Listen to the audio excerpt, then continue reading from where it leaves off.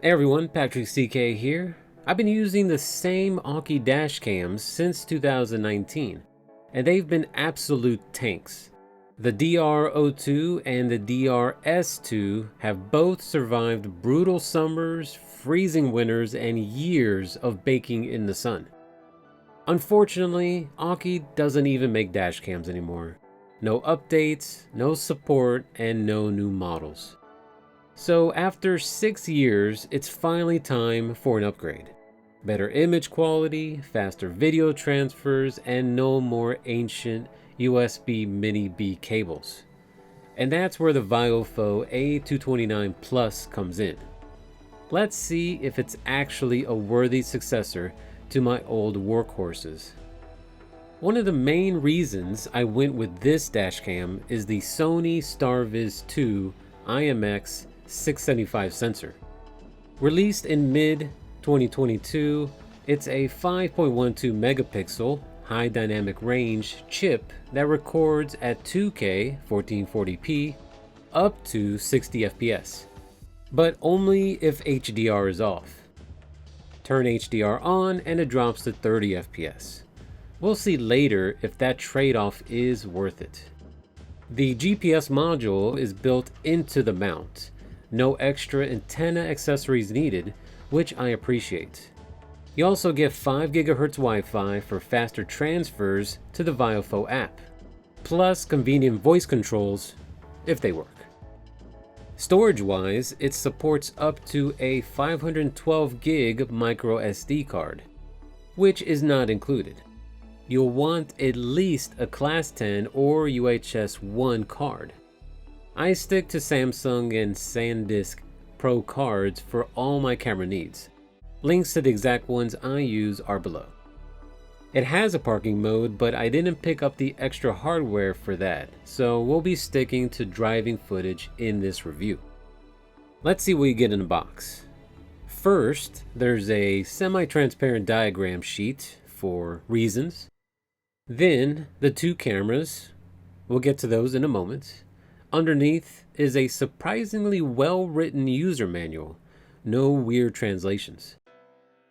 A Ziploc bag with replacement adhesive pads, 3 windshield static stickers, a warranty card, and a theft warning sticker that practically says, "Please steal my $200 dashcam." In the lower compartment, you'll find a dual USB-A car charger, a short USB-A to USB-C cable, likely for computer transfers, a beefy 20-foot 6-meter USB-C to USB-C cable for the rear camera with a nice right-angled plug, a 11.5-foot 3.5-meter USB-A to USB-C main power cable, also right-angled, which we'll see later isn't ideal since the power port is on top, and a basic trim removal tool.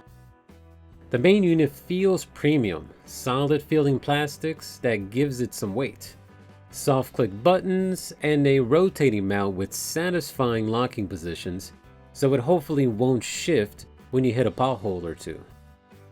Power comes in through the removable GPS module, which lets you detach the camera without pulling off the adhesive.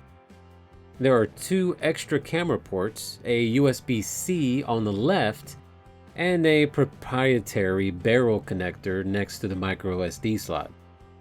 The A229 Plus kit includes 1 remote camera, but if you want a third to serve as the interior camera, you'll need a proprietary barrel to USB-C cable that VIOFO only sells on their website.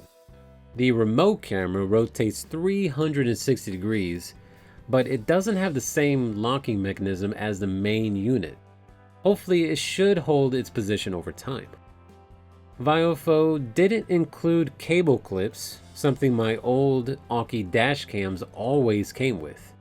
You can get 5 from VIOFO's site for $7, which is blatantly overpriced, or grab a 20-pack on Amazon for $6, which is a better deal, but you probably don't need 20. I also picked up the optional circular polarizing filter for the main lens to cut down on glare and reflections. This is another thing that really should be included on a $200 dash cam. Installing it is simple. Line up the white marks on the camera and the filter, then slide it on snug. We'll see how much it helps later. Let's get this installed. First, clean your windshield. This is where you can decide whether to use the static stickers. They make removal easier and protect tint, but they can lose grip in extreme heat. Since I'm in the south where summers are brutal, I'm skipping them. I started by sticking the GPS module on first, then sliding the camera into place. In my 2023 Corolla hatch, I positioned it just to the right of the sensor cluster behind the rearview mirror, mostly out of the driver's line of sight. I also like that VIOFO uses black VHB tape. It blends in far better than the gray tape on my old Aki. Next, insert the microSD card with the traces facing you until it locks in. Plug in the power cable. This is where I wish the main cable had a straight plug instead of a right angled one, since it needs to go straight up into the headliner anyway. From here, tuck the cable along the windshield under the headliner, then down the A-pillar. I used one of my leftover Aki cable clips near the bottom of the A-pillar, but you can also tuck it into the trim. But it's a bit trickier without clips. For the next step, it's easier to remove the glove box to gain access behind it. In most cars, you can unclip the spring shock on one side, then press the sides inward until the stoppers clear the dash panel, and it should pop right out. In the door jamb, I ran the cable down behind the weather stripping, under the side of the dash panel, and into the space behind the glove box. From there, feed it across and behind another panel so it exits underneath. Reinstall the glove box. Since my 12-volt outlet is in the center console armrest, I tucked the cable under the panel next to the passenger seat and routed it into the compartment with the outlet. Plug in the adapter, connect the cable, and you're done. If your outlet is in the dash, you can just tuck any extra slack behind the glove box. To install the rear camera, plug the cable into the left side of the main unit. This is where the right angle plug is actually useful. Now, VIOFO recommends routing the rear camera cable along the driver's side, but I prefer to run it the same way as the power cable to keep the wires out of my view. It's a little tighter tucking two cables into the same spot, and this is where extra cable ties would have been nice for a cleaner look. I follow the same path down to the footwell, then tuck the cable under the kick panel all the way to the back, then up behind the rear seat cushion. With my hatchback, I had to leave enough slack for the hatch to open without pulling on the cable. I mounted the rear camera at the top of the window, making sure to position it between the rear defroster lines so they don't obstruct the view. Then I used a clip to guide the cable to the side, leaving just enough slack for smooth hatch movement. With everything installed, let's fire up the dash cam for the first time. The initial setup is simple. Pick your language, accidentally set the wrong time zone because you forgot your offset from GMT, choose your speed units, format the SD card. I also went through the menus to confirm both cameras were set to 2K resolution, HDR was enabled, and to browse some other settings. By default, the clip length is only 1 minute. You'll want to bump that up to 10 minutes. Otherwise, a 15-minute drive will give you 30 separate files, 15 for the front and 15 for the rear camera. One thing that took me way too long to figure out, if you want to re-enter the menu, you have to stop recording first by pressing the record button, Then hit the menu button. If you try to access it while recording, the camera will just take a still photo. It would have been nice if the manual made that a little clearer. Let's get into some footage. I tried to cover as much real-world conditions as possible: midday sun, early mornings, nighttime, harsh light, and even rain. I kept the AUKI DRS2 installed alongside the VIOFO A229, so we could do direct side-by-side comparisons and really see where the improvements are. I'm also working on a separate companion video that's nothing but raw footage in a variety of lighting conditions and settings. Make sure you're subscribed so you don't miss it. I'll add a card and link here once it's live. On first impressions, right away, the A229 Plus makes a strong case for itself. The colors are rich and natural, the dynamic range is excellent, and HDR really helps balance bright skies and deep shadows at the same time.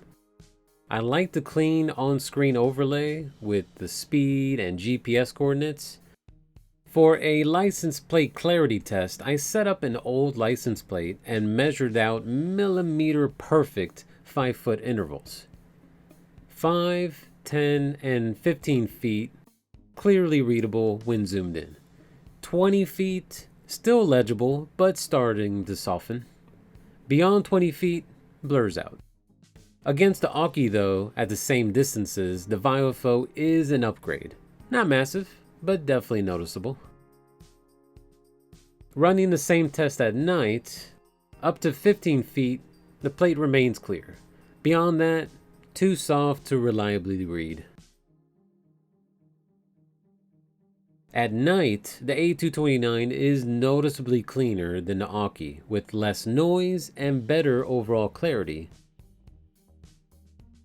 On darker, moonless nights, there's only so much any dashcam can do, but other cars and reflective highway signs still come through clearly and remain legible. After more than a month of testing, going back to the AUKI footage makes the differences obvious. The older camera looks duller, softer, and noisier. It still holds its own in dynamic range on the low end, but bright areas, especially headlights, streetlights, and midday sunny skies, are blown out completely, and the lower resolution just can't keep up anymore. The rear camera records at the same 2K resolution as the main unit, so image quality is very similar, with good detail, vibrant color, and solid dynamic range. That said, it's worth noting that with the hatchback, keeping the rear glass clean is a constant battle, so the footage isn't quite as pristine as the front camera. In clear conditions though, it's impressive and matches the front cam in overall quality. If there's one upgrade you need with this dashcam, it's the circular polarizing filter. Without it, dashboard reflections in bright sunlight are terrible. It washes out the image and undoes much of what the StarViz 2 sensor brings to the table. It's really disappointing that VIOFO doesn't include it, but the difference is night and day.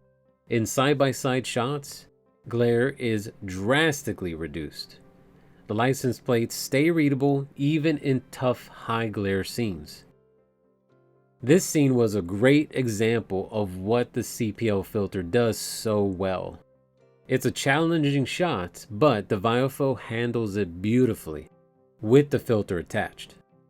The glare reduction is phenomenal, and when you zoom in on license plates, the combination of less glare and higher resolution makes the text far more readable compared to the AUKI. Switching HDR off to push the frame rate up to 60 FPS made re-watching footage from the roads in the North Georgia mountains noticeably smoother. Colors are still vibrant, and even without HDR, the sky didn't get washed out. I'm not entirely sold on HDR yet. While it helps in certain lighting situations, it's inconsistent and sometimes introduces processing artifacts. I'm holding off on a final recommendation until I collect more footage and can run a deeper analysis. That's going to be the focus of an upcoming HDR review video, so keep an eye out for that. With all this footage, it's worth knowing how much you can actually store. At the highest bitrate, a single 10-minute clip from one camera averages about 2 gigs. On a 512 gig micro SD card, that works out to roughly 40 hours of total footage. But since you're recording from 2 cameras, you're looking at about 20 hours of looped recordings. Let's check out the VIOFO app, which is available in both major app stores. To connect to it, hold the Wi-Fi button on the dash cam until it turns on, confirmed by an on-screen icon and a voice alert. Wi-Fi enabled. Then follow the app's pairing instructions. Once connected, you can view live feeds from the front and rear cameras, playback and download saved clips, and change all dashcam settings without touching the tiny screen from a distance. In my testing, the app worked fine, with no connection dropouts or crashes, though that seems to be the exception based on user reviews. Many people reported trouble pairing or staying connected, so your mileage may vary. The interface is a bit dated, but it gets the job done. The voice controls worked well. It recognized my unaccented commands pretty much perfectly. Here are a few examples. Show front camera. Take photo. Show rear camera. Show front camera. There are 12 commands available, all pretty useful if you remember what they are. It works well for me. Your experience may vary. I do wish there was a keyword trigger like "Hey VIOFO," because a couple of times I did accidentally activate a command during regular conversation. After using the VIOFO A229 Plus for a couple months, I can definitely say it's a solid upgrade. Coming from a dashcam that served me well for over 6 years, I honestly didn't expect to be this impressed. If you're still running an older model or getting your first dashcam, this is a strong contender that delivers where it matters most. I've got a second video on the way that's nothing but real-world footage, day, night, bad weather, so you can see exactly how it performs. I'm also working on the dedicated deep dive into the HDR feature to give a more complete verdict on whether it's worth keeping on. Let's hope VIOFO sticks around longer than Aukey did, so we can see what they do with the next generation. And also expect a long-term follow-up in a year or two to see how the A229 holds up. All the products mentioned are linked in the description. That's it for this video. If you found it helpful, please leave a like and share. Until next time, this has been Patrick CK. Goodbye.